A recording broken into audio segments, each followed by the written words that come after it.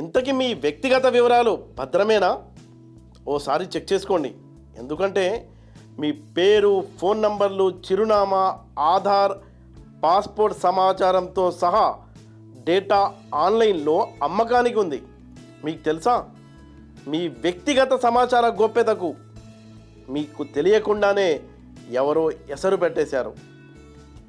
ఈ మధ్యకాలంలో వ్యక్తిగత సమాచార గోప్యత అనేది దేవతావస్త్రంగా తలపిస్తుంది. సమాచార భద్రత అనేది ఒక ఊహలా మిగిలింది. ఎందుకైనా మంచిది మీ బ్యాంక్ బ్యాలెన్స్ ఒకసారి చెక్ చేసుకోండి. నమస్తే, welcome to Telugu one news. నేను మీ ఫజల్. ప్రస్తుతం మనం డిజిటల్ యుగంలో నడుస్తున్నాం. అయితే మన జీవితాలకు సంబంధించిన మొత్తం మన చేతిలో ఉన్న ఫోన్లోనే ఉంది. ఆ ఫోన్ ద్వారా ఎప్పుడు ఎవడి కొంప మునిగిపోద్ది అనేది చాలా ఒక టెన్షన్ వాతావరణం నెలకొందని చెప్పుకోవచ్చు. దేనికి అలా చెప్తున్నానంటే దాదాపుగా 2600 కోట్ల రికార్డులు, అంటే మన పర్సనల్ డేటాకి సంబంధించిన రికార్డులు లీక్ అయ్యాయంట. అందులో 800 crores పాస్వర్డ్స్ కూడా ఉన్నాయని చెప్తున్నారు. అంటే ఈ డేటా లీక్తో ఎవడి అకౌంట్ ఎలా గల్లంత అవుతుంది అనే ఆందోళన కూడా ఉంది. చాలామంది అంటుంటారు, ఏమైంది, డేటా లీక్ అయింది, మనకి ఎలాంటి నష్టం అని చెప్తూ ఉంటారు. అయితే దానికి ఒక ఎగ్జాంపుల్ చెప్తాను మీకు. చాలామంది మన పిల్లలు ఆస్ట్రేలియాలో, అమెరికాలో, లండన్లో వెళ్ళి చదువుతున్నారు, ఇంజనీరింగ్ ప్రొఫెషనల్ కోర్స్ చేస్తున్నారు. వాళ్ళు అక్కడ 4 సెమిస్టర్లలో భారీ ఎత్తునే ఫీజు పే చేస్తున్నారు అనుకుందాం. అంటే అమెరికాలో చదివే ఒక స్టూడెంటు 4 సెమిస్టర్లో 2 ఏళ్లకి ఒక 60 లక్షల రూపాయలు ఫీజు పే చేస్తుంటే ఇలా వీళ్ళు ఎథికల్ హ్యాకర్స్ కానీ ఇప్పుడు ఈ డేటా చోరీ చేసిన వాళ్ళు ఈ డేటా వాళ్ళకు ఒక నిధిగా ఉపయోగపడుతుంది, ఒక నిధి అని చెప్పవచ్చు. అంటే వాళ్ళు ఏం చేస్తారంటే ఈ సమాచారాన్ని మొత్తం తీసుకొని చాలామంది యొక్క బ్యాంక్ అకౌంట్లు, వాళ్ళ పాస్వర్డ్లు తెలుసుకొని వాళ్ళు ఒక కండిషన్ చెప్తారు.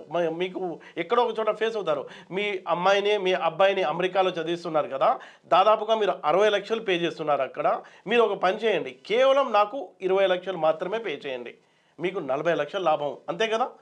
అది కూడా ఎప్పుడు మీ పాప కానీ మీ కొడుకు కానీ అక్కడ no due certificate, daddy no due certificate వచ్చింది, యూనివర్సిటీలో పేమెంట్ అయిపోయింది, ఇది దానికి సంబంధించిన యూనివర్సిటీ నుంచి తీసుకున్న రసీద్ కాపీ మీకు పంపిస్తున్నాను అన్న తర్వాతే మీరు మాకు ఆ 20 లక్షలు ఇవ్వండి, అంత గ్యారంటీ చెప్తాడు. అరే నిజం ఏదో బాగుంది అనుకుని మనం ఏం చేస్తామంటే వాడికి 20 లక్షలు పే చేసేస్తాం. మా పిల్లలు అక్కడ ఉన్న అమెరికాలో వేరే దేశాల్లో చదివే పిల్లలు నో డ్యూ సర్టిఫికేట్ పెట్టేస్తారు.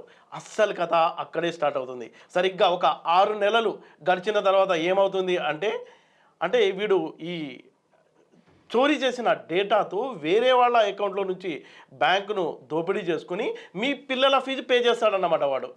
అలా పే చేస్తే వాళ్ళు డైరెక్ట్గా ఎవడి అకౌంట్లో నుంచి ఈ ఫీ పే అయింది అనేది సీదా స్ట్రైట్గా వచ్చి మీ పిల్లల్ని పట్టుకుంటారు, అక్కడ స్టూడెంట్స్ని పట్టుకోవడం జరుగుతుంది. అప్పుడు సీదా తీసుకెళ్ళి జైల్లో వేయడమే తప్పదు. అప్పుడు ఇక్కడ ఉన్న ఆ 20 లక్షలు పోయాయి, మిగతా 60 లక్షల రూపాయలు మొత్తం మనం కడతామా, లేకపోతే మన పిల్లలు అక్కడ జైల్లో ఉంటారా? అంటే ఒక ఎగ్జాంపుల్ చెప్తున్నా. ఇలాంటి థ్రెడ్స్ ఉన్నాయి. అసలు ఇవి ఎలా జరుగుతాయి, ఇంకెలాంటి ఈ మోసాల్లో ఇంకా ఎలా మన సామాన్య ప్రజలు ఎలా ఫేస్ చేస్తారో అనే దాని మీద మనతో ఒక అరవింద్ ఉన్నారు, ఆయనతో చర్చిద్దాం. నమస్తే అరవింద్ గారు. ఇప్పుడు దాదాపుగా 2600 కోట్ల డేటా లీక్ అయింది అని గతంలో కూడా మనం చూసుకున్నాం. 81 కోట్ల ఆధార్కి సంబంధించిన డేటా లీక్ అయిందని వచ్చింది. అయితే ఈ డేటా లీక్లు ఇప్పుడు ప్రజెంట్ 2600 కోట్ల రికార్డులలో ఒక 800 crores పాస్వర్డ్లు కూడా ఉన్నాయంటున్నారు. అంటే ఇప్పుడు ఈ పబ్లిక్ పైన, అంటే మన దేశంలో ఉన్న ప్రజల పైన దాని ప్రభావం ఎలా ఉంటుంది? సో ఫస్ట్ ఆఫ్ ఆల్ మనకు టోటల్గా డేటా అనేది చరిత్రలోనే అతిపెద్ద ఘటన సార్. ఇది ఇండియా చరిత్రలోనా, ప్రపంచ చరిత్రలోనే ఇప్పటి వరకు ఇటువంటి డేటా లీక్స్ అనేది ఎక్కడ కూడా జరగలేదు. ఇంత 2600 కోట్లు అంటే నా చిన్న మ్యాటర్ కాదు సార్. అది ఇంతకుముందు మన దగ్గర హైదరాబాద్ లో జరిగింది 81 కోట్ల మంది డేటా మాత్రమే. ఇండియాలో జరిగింది 81 కోట్లు అంటే 2600 కోట్లు అంటే చాలా డిఫరెన్స్ ఉంటుంది, చాలా డిఫరెన్స్ సార్. అప్పుడే అసలు భారతదేశానికి అతిపెద్ద ముప్పు అది. టోటల్ మన సైబరాబాద్ స్టీఫెన్ రాజేంద్ర గారు ఆ కేసు ఛేదించారు. సో మన హైదరాబాద్లోనే జరిగింది అది ఇండియా మొత్తానికి టోటల్గా రిగ్రెట్ ఫీల్ అవ్వాల్సిన విషయం అది. బట్ ఇప్పుడు ఇంటర్నేషనల్గా రిగ్రెట్ ఫీల్ అవ్వాల్సింది పెద్ద ఘటన ఇది. సో దీనితోని యాక్చువల్లీ ఫస్ట్ ఇది ఏంటంటే సైబర్ సెక్యూరిటీ రీసెర్చ్ ఎవరైతే ఉన్నారో ఇక్కడ mother of all breaches data leak reveals 26 billions accounts records అని చెప్పేసి మనకి ఇక్కడ ఇన్ఫర్మేషన్ ఉంది. సో ట్విట్టర్, లింక్డ్ఇన్, మోర్ ఒక సోషల్ మీడియా ప్లాట్ఫామ్సే కాకుండా బ్యాంక్ అకౌంట్స్ అనుకోవచ్చు, టోటల్గా Aadhaar, PAN, passport, driving licence, ఒక బ్యాంక్ కామన్ అకౌంట్స్ కు ఒక సంబంధించిన కామన్ మ్యాన్ కి ఏదైతే ఉంటుందో ఫోన్ నెంబర్ తో స్టార్ట్ చేసుకుంటే బ్యాంక్ అకౌంట్ వరకు ప్రతి ఒక్కటి కూడా డేంజర్ జోన్ లో ఉన్నాయి. ఇప్పుడు యూపీఐ మనం కొడతాం కదా పాస్వర్డ్ ఫోన్ లో, దాన్ని హైజాక్ చేసుకుంటారు వాళ్ళు. ఈజీగా అయిపోయింది సార్ ఆల్రెడీ. ఎలా? టోటల్ గా ఒక కామన్ మ్యాన్ కి సంబంధించిన క్రెడెన్షియల్స్ మొత్తం కూడా ఇందులో డేటా లీక్స్ లో ఉన్నాయి. మదర్ ఆఫ్ ఆల్ బ్రీచెస్ అని అంటే ఒక దరిద్రమైన వెబ్సైట్. ఓకే అంటే ఒక కామన్ మ్యాన్ కి సంబంధించిన ప్రతి ఒక్క లీకేజ్ ఇందులో ఉంటుంది. ఓకే బ్రీచ్ చేస్తారంటే టోటల్గా కామన్ మ్యాన్కి సంబంధించిన బ్రీచ్కి సంబంధించిన ప్రతి ఇన్ఫర్మేషన్ కూడా ఈ వెబ్సైట్లో ఉంటుంది. ఈ వెబ్సైట్లో 26 బిలియన్ అకౌంట్స్ డేటా మొత్తం కూడా ఇప్పుడు ఇందులో ఉంది. ఓకే ఇందులో మీ ఇన్స్టాగ్రామ్ పాస్వర్డ్ కావచ్చు, బ్యాంక్ అకౌంట్ సంబంధించిన విషయం కావచ్చు, మీ Aadhaar card PAN card information కూడా ఇందులో ఫోన్ నంబర్లు, ఇన్స్ట్రుమెంట్ సంబంధించిన డేటా, ప్రతి ఒక్క ఇన్ఫర్మేషన్ ఇందులో ఉంది సార్. వాళ్ళు ఈ సమాచారం సేకరించారు, ఆ డేటా ఉంది. ఆ డేటాని వాడు ఎలా లాభపడతాడు, ఎలాంటి ఎత్తుగడలు వేస్తాడు? సో ఇప్పుడు వీళ్ళంతా దీన్ని చేసింది అయితే ఒక ఆర్గనైజ్డ్ క్రైమ్, ఒక గ్రూప్ ఆఫ్ టీమ్ అంతా ఇదంతా చేసింది సార్. దీన్ని ఏం చేస్తారంటే డార్క్ వెబ్. సో కామన్ పీపుల్కి ఐడియా లేకపోవచ్చు కానీ ఎవరైతే ఎథికల్ హ్యాకర్స్ కానీ టెక్నికల్ నాలెడ్జ్ కానీ కొంచెం బీటెక్ చదివిన స్టూడెంట్స్ కూడా ఈ నాలెడ్జ్ డార్క్ వెబ్ గురించి నాలెడ్జ్ ఉంటుంది. ఈ డార్క్ వెబ్లో అమ్మకానికి పెడతారు. ఇన్ని బిలియన్స్కో లేకపోతే ఇంటి బిట్ కాయిన్స్ అని చెప్పేసి ఈ 26 బిలియన్స్ డేటా మొత్తం కూడా ఇప్పుడు ఈ మదర్ ఆఫ్ ఆల్ బ్రీచెస్లో ఉన్నట్టు డార్క్ వెబ్లో కూడా ఉంటుంది. టోటల్ ఇన్ఫర్మేషన్ ఒక ఫోన్ నెంబర్ నుండి బ్యాంక్ అకౌంట్ నుండి టోటల్ ఇన్ఫర్మేషన్ అందులో ఉంటుంది. అది అమ్మకానికి పెట్టినప్పుడు ethical hackers, black hat hackers అవసరం ఉన్నాడు ఎవడన్నా ఆ డేటా అంతా తీసుకుంటాడు. తీసుకున్న తర్వాత ఒక కామన్ మ్యాన్ అకౌంట్స్ హ్యాక్ చేయాలి అనుకుంటే ఈ డేటా లీక్స్ అనేది ఉపయోగపడతాయి. డైరెక్ట్గా ఒక చిన్న హ్యాకరు టెక్నికల్ నాలెడ్జ్ బేసిక్ లెవెల్లో ఉన్న వాళ్ళకు ఒక కామన్ మ్యాన్ యొక్క అన్ని అకౌంట్స్ హ్యాక్ చేయాలంటే ఇట్స్ నాట్ పాసిబుల్. బట్ ఈ డేటా లీక్స్తోని ఈజీగా ఈజీగా ఒక 5-10 నిమిషాల్లో ఈజీగా హ్యాక్ చేయొచ్చు. ఇందులో మీ ఇన్స్టాగ్రామ్ ఐడి పాస్వర్డ్ ఉంటుంది, మీ యూట్యూబ్ ఛానల్లో మీ జీమెయిల్, మీ ఫోన్ వాటికి సంబంధించిందో పాస్వర్డ్కి సంబంధించిన డేటా, మనం ఫోన్ పే ద్వారా, జీపే ద్వారా, మనం పేటిఎం ద్వారా డబ్బు పంపిస్తాం. ఇప్పుడు మన ఫోన్ నంబర్ వీడి దగ్గర వచ్చేసింది, మన ఫోన్ ఇన్స్ట్రుమెంట్ నంబర్ కూడా వచ్చేసింది. ఇప్పుడు వాడు ఎలా చేస్తాడు?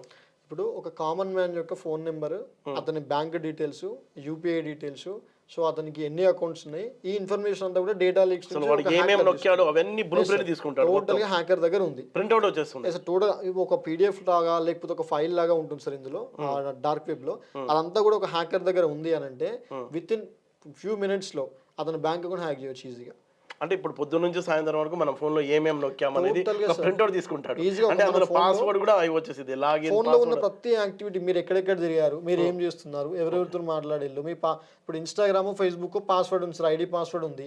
అదొకటి ఉంటే మీరు ఎవరెవరితో యాక్టివిటీ చేస్తున్నారు, ఎవరితో కాల్స్ మాట్లాడుతున్నారు, ఓటీపీ కూడా తనకే వచ్చేటట్టు ఓటీపీ బైపాస్ అనే ఒక ఆప్షన్ ఉంటుంది సార్. దాంతో ఆ ఓటీపీ బైపాస్ చేసుకొని టోటల్ గా ఇప్పుడు ఫైనాన్షియల్ ఫ్రాడ్స్ అనేది జరిగేది కూడా ఓటీపీ బైపాస్.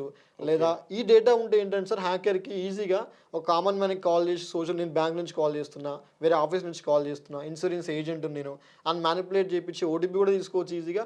సో ఇటువంటి లిటిల్ బిట్ డేటా ఉన్నా కూడా హ్యాకర్ దగ్గర ఈజీగా కొన్ని 100 కోట్లు కొల్లగొట్టవచ్చు. ఇప్పుడు జరుగుతున్న not only Telangana, not only India, international వైజ్గా సైబర్ క్రైమ్స్ అన్నీ కూడా ఇటువంటి డేటా లీక్స్ నుంచే జరుగుతున్నాయి. కొన్ని 100 కోట్లు ప్రజలు మోసపోవడానికి మెయిన్ రీజన్ డేటా లీక్స్. ఇంతకుముందు కేవలం మన ఇండియాలో 81 కోట్ల మంది డేటా లీక్ అయితేనే కొన్ని 100 కోట్లు మోసపోయారు. ఇప్పుడు ప్రపంచవ్యాప్తంగా 26 బిలియన్స్ అకౌంట్స్ డేటా లీక్ అయింది అని అంటే కొన్ని 1000 కోట్లు మోసపోయే అవకాశం అయితే ఉంది సార్ ఇప్పుడు. అంటే మెయిన్ సామాన్య ప్రజల మీద ఎక్కువ ఇది ఉంటుందా, లేకపోతే సామాన్య ప్రజలకి ఎక్కువ టార్గెట్ సార్?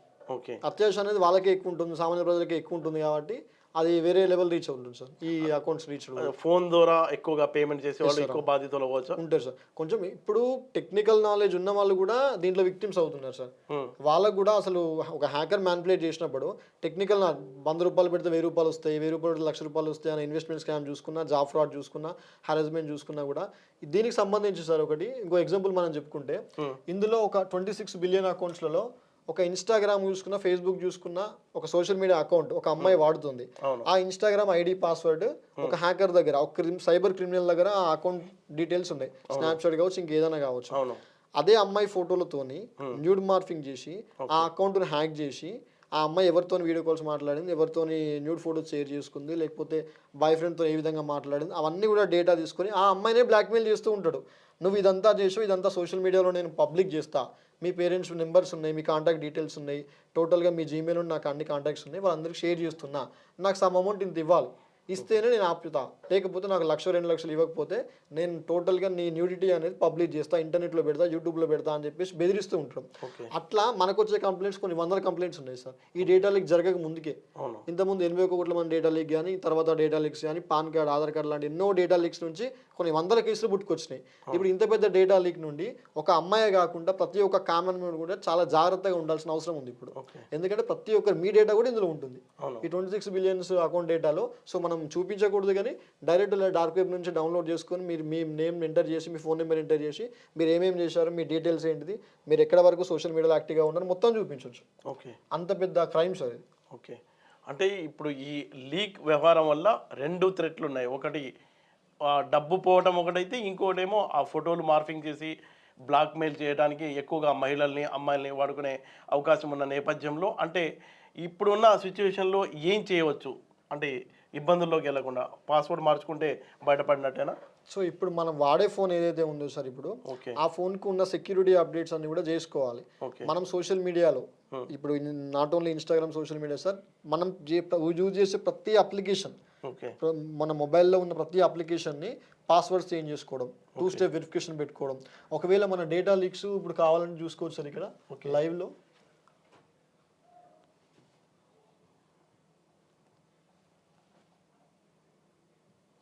ఇక్కడ నేను ఒక వెబ్సైట్ చూపిస్తాను మీకు. ఓకే,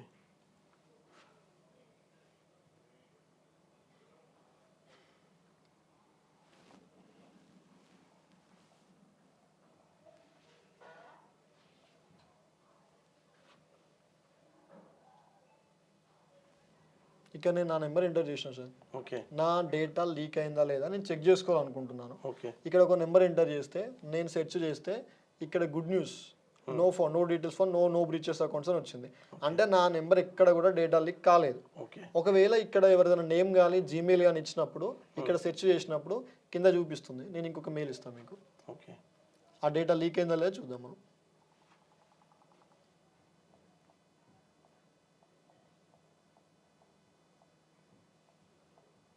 ఫోన్ నెంబర్ ఎవరి ఫోన్ నెంబర్ పెట్టినా వచ్చేస్తుంది.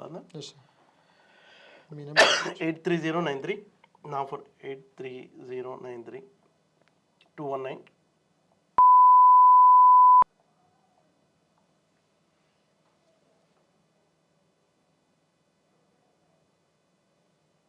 మీరు కూడా ఇక్కడ డేటా లీక్ అవ్వలేదు సార్.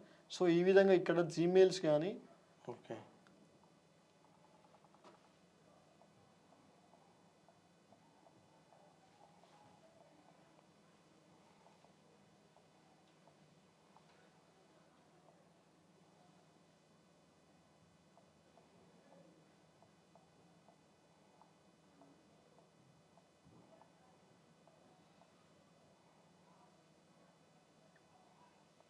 ఇదేంటండి డీటెయిల్స్ ఇక్కడ ఉంది చూడండి సార్. ఇక్కడ ఎన్ని వెబ్సైట్స్ అకౌంట్స్ ఉన్నాయి టోటల్గా, ఇందులో అంటే ఈ వెబ్సైట్లలో ఎన్ని అకౌంట్స్ ఇప్పటివరకు చెక్ చేసుకున్న డీటెయిల్స్ ఇందులో ఉంటాయి సార్. అంటే ఇంతమంది ముందే వాళ్ళు చూసుకుంటున్నారు డేటా ఎక్కడ లీక్ అయిందని చేసి. కింద చూసుకున్నా కూడా మనం లార్జెస్ట్ డేటా బ్రీచెస్,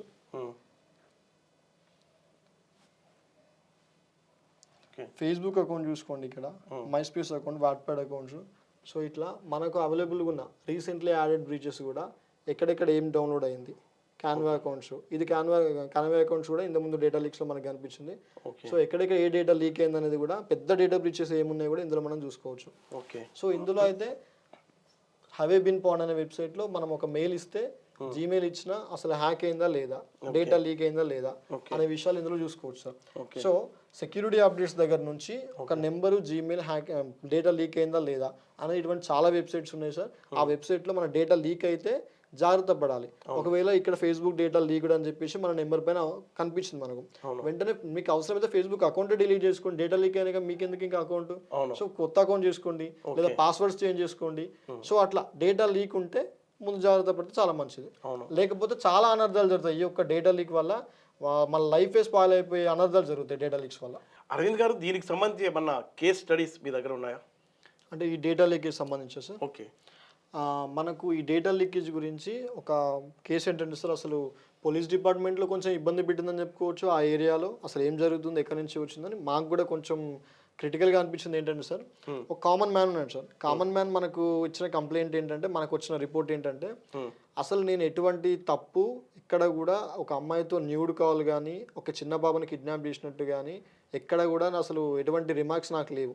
బట్ నా కాంటాక్ట్స్ అన్నిటికీ కూడా ఎవరైతే నా ఫోన్లో ఉన్న కాంటాక్ట్స్, నా ఫేస్బుక్ ఫ్రెండ్స్, ఇన్స్టాగ్రామ్ ఫ్రెండ్స్ ఎవరైతే ఉంటారో వాళ్ళందరికీ నా గురించి ఒక వీడియో వెళ్తుంది. నేను కావాలని చెప్పేసి ఒక చిన్న పాపను కిడ్నాప్ చేసినట్టు, లేదా ఒక అమ్మాయికి న్యూడ్ వీడియో కాల్ చేసి నేను బెదిరించినట్టు, నాకు ఆ అమ్మాయి న్యూడ్ చూపించకపోతే నేను తిట్టినట్టు, బెదిరించినట్టు, బెదిరింపులో పాల్పడినట్టు వీడియో ఒకటి రిలీజ్ అవుతుంది. అది కూడా నా కాంటాక్ట్స్ ఎవరైతే నాకు 700 కాంటాక్ట్స్ ఉన్నాయో ఆ కాంటాక్ట్స్ అందరు కూడా వీడియో పోతుంది. అసలు నేను ఏం తప్పు చేసినా నా కాంటాక్ట్స్ వాళ్ళకి ఎట్లా తెలిసింది, నాకేం అర్థం కావట్లేదు అసలు. సో ఇలా 2 రోజులు జరిగిన తర్వాత నాకు ఒక కాల్ వచ్చి, ₹1,00,000 ఇస్తేనే ఇదంతా ఆపేస్తాం, లేకపోతే మేము ఆపము అని చెప్పేసి నాకు ఈ విధంగా జరుగుతుంది. పోలీస్ స్టేషన్ కూడా నేను వెళ్ళినా, వాళ్ళు కూడా అసలు ఏం జరుగుతుంది అని చెప్పేసి ట్రేస్ చేస్తున్నారు. నాకేం అర్థం కావట్లేదు అని చెప్పేసి మన హెల్ప్ ఫర్ సైబర్ విక్టిమ్స్ ఆర్గనైజేషన్కి వాళ్ళు రావడం జరిగింది సార్, వాళ్ళ ఫ్యామిలీ వాళ్ళు రావడం జరిగింది. సో అసలు ఏం జరుగుతుందని చెప్పి చూసేసరికి మేము మా ఇన్వెస్టిగేషన్లో తెలియంది ఏంటంటే, ఇటువంటి డేటా లీక్కి సంబంధించి కొన్ని వెబ్సైట్స్ ఉంటాయి సార్, డార్క్ వెబ్లో కానివ్వండి, కొన్ని క్రిటికల్ వెబ్సైట్స్, అసలు మనకు ప్రజలకు సంబంధం లేకుండా ప్రజలకు అవసరం లేని వెబ్సైట్లు అవి. అటువంటి వెబ్సైట్లు అన్నీ కూడా గూగుల్లో మేము చూసాం. అసలు అంటే మా ఎంక్వైరీలో తెలియదు ఏంటంటే, ఆ వెబ్సైట్ నుండి జీమెయిల్, ఈ పర్సన్కి సంబంధించిన జీమెయిల్ అందులో లీక్ అయిపోయింది. ఆ Gmail ID password data leak అయిపోయింది. ఆ జీమెయిల్ ఐడి పాస్వర్డ్తో ఎవరైతే సైబర్ క్రిమినల్ ఉన్నాడో అతని మొబైల్లో జీమెయిల్ ఐడి పాస్వర్డ్ లాగిన్ అయితే, సో మనకు తెలియదు జీమెయిల్ అంటే మామూలుగా ఏదో ఫోన్ కొన్నప్పుడు మనం లాగిన్ అవుతున్నాం, సిస్టమ్ తీసుకున్నప్పుడు లాగిన్ చేస్తున్నాం అనుకుంటాం. బట్ ఒక మన జీమెయిల్ వేరే వాళ్ళ దగ్గర ఉంది అంటే మన 24/7 యాక్టివిటీ వాళ్ళు చూడగలుగుతారు. మన ఫోన్లో ఏం చేస్తున్నాం, మనం ఎక్కడ తిరుగుతున్నాం, మన కాంటాక్ట్స్ ఏంది, మనం ఏం చూస్తున్నాం ఫోన్లో అని టోటల్గా వాళ్ళకి తెలిసిపోతుంది. సో అట్లా ఈ కామన్ మ్యాన్ గురించి మొత్తం ఆ సైబర్ క్రిమినల్ అన్ని కూడా అనాలిసిస్ చేసిండు. ఇతని కాంటాక్ట్స్ ఎన్ని, ఇతని ఫొటోస్ ఏమున్నాయి, ఇతని వీడియోస్ ఏంటి, ఎక్కడ తిరుగుతున్నాడు అని చెప్పేసి ఒక 1 వీక్ బాగా అబ్జర్వ్ చేసి, ఇతను కొంచెం రిచ్ క్యాండిడేట్, మనం ఒకవేళ హరాస్మెంట్ చేసినా, మనం బెదిరింపులో పాల్పడినా మనం డబ్బులు చేసుకోవచ్చు అని చెప్పేసి అతను హరాస్ చేయడం స్టార్ట్ చేశారు. సో ఇతని ఫొటోస్, గూగుల్ ఫొటోస్ ఏవైతే ఉంటాయో ఆ ఫొటోస్ మార్ఫింగ్ చేసి ఒక వీడియో రకంగా చిత్రీకరించి, ఇతనే కావాలని వీడియో కాల్ చేసినట్టు, ఆర్టిఫిషియల్ ఇంటెలిజెన్స్ యూజ్ చేసుకొని ఒక అమ్మాయిని చూపించమని బెదిరించినట్టు, ఒక 6 సంవత్సరాల పాపను రేప్ చేసి కిడ్నాప్ చేసి రేప్ చేసినట్టు కొన్ని వీడియోస్ క్రియేట్ చేసి ఇదంతా కూడా స్ప్రెడ్ చేస్తుంటారు. సో కాంటాక్ట్స్ ఎక్కడి, ఇతనికి సంబంధించిన కాంటాక్ట్స్ అంటే జీమెయిల్లో, గూగుల్లో మన అన్ని కాంటాక్ట్స్ ఉంటాయి మన జీమెయిల్లో. సో అట్లా 750 కాంటాక్ట్స్ ఏవైతే ఉన్నాయో ఆ కాంటాక్ట్స్ అన్నిటి కూడా ఇతను వాట్సాప్లో సెండ్ చేస్తున్నాడు ఈ వీడియోస్ అన్నీ కూడా. సో ఇతను ఇలా చేశాడు, ఇతను పట్టియండి, ఇతను పోలీసులకు ట్రేస్ అవ్వట్లేదు, ఇతని మీద చూడేసే ఆర్డర్స్ ఉన్నాయి అని చెప్పేసి కూడా వీడియో రిలీజ్ అవుతూ ఉంది. టోటల్గా అతని కాంటాక్ట్స్ అన్నిటికీ పోతుంది. ఫేస్బుక్, ఇన్స్టాగ్రామ్, ట్విట్టర్, లింక్డ్ఇన్ అన్ని అకౌంట్స్ కూడా స్ప్రెడ్ అవుతూ ఉన్నది. 2 డేస్ తర్వాత ఈయన చూసుకునే వరకు ఈ విధంగా జరుగుతుంది. సో ఇక్కడ జరిగింది ఏంటి, ఇతను కేవలం ఒక జీమెయిల్ దానికి సంబంధించిన, ఇతను ఒకటి తెలియక కొత్తగా ఎప్పుడో కొన్ని సంవత్సరాల కింద ఫోన్ కొన్నప్పుడు ఒక జీమెయిల్ క్రియేట్ చేసుకునే కదా సార్, ఆ జీమెయిల్ ఎప్పుడో లీక్ అయింది. 2013-14లో జీమెయిల్ లీక్ అయింది. అదే జీమెయిల్ పాస్వర్డ్ చేంజ్ చేయకుండా 2023 వరకు వాడింది అతను. సో 23 నవంబర్లో జరిగింది. అప్పటి వరకు పాస్వర్డ్ చేంజ్ అనే ఆలోచన ఇతనికి లేదు. ఎందుకంటే నా పాస్వర్డ్, నా మొబైల్ పాస్వర్డ్, నా జీమెయిల్ పాస్వర్డ్ నేను పెట్టుకున్నా, ఎవరు తెలుస్తుంది అనుకుంటాం. కానీ ఒక్క పాస్వర్డ్ చేంజ్ చేయకుండా అన్ని రోజుల నుంచి మెయిల్ వాడడం వల్ల 2013లో డేటా లీక్ ఇతనికి సంబంధం లేదులే, నాకేమవుతుందిలే అనుకున్నాడు. సో చూసేసరికి ఇతను ఒక బిజినెస్ చేసే పర్సన్. సో కొత్తగా మ్యారేజ్ అయింది. ఇతను ఏం చేయలేక ఆ ఫొటోస్ అన్ని కూడా షేర్ అవుతుంటే, వీళ్ళ వైఫ్ ఎవరైతే ఉన్నారో, మా హస్బెండ్కి ఈ విధంగా జరుగుతుంది, నాకు కొత్తగా పెళ్ళయింది, మా చుట్టాలలో మొత్తం మా పర్వంతా పోయిందని అమ్మాయి సూసైడ్ చేసుకుంది. అది ఇంత జరిగింది సార్, ఒక్క డేటా లీక్, ఇతని జీమెయిల్ లీక్ అవ్వడం వల్ల. సో అంటే ఇతను ఒక్కని డేటా కాదు, ఇట్లా కొన్ని 100,000 మంది డేటా లీక్ అయింది. బట్ ఇతను విక్టిమ్ అయిపోయాడు.